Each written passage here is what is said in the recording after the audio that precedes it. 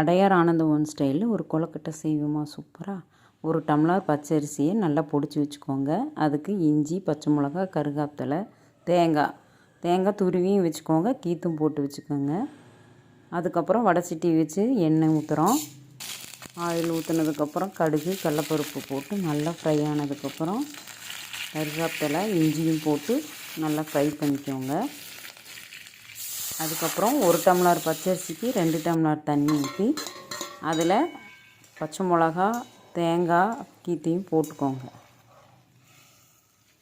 நல்லா கலக்கி விட்டுட்டு நல்லா கொதி வரணும். தண்ணி கொதித்ததுக்கு அப்புறமா தேங்காய் பூ துருவி வச்சுருக்கோம்ல அதை போட்டு நல்லா இதானதுக்கப்புறம் பச்சரிசி அரைச்சி வச்சுருக்கோம் இல்லைங்களா, அதையும் கொட்டிக்கோங்க.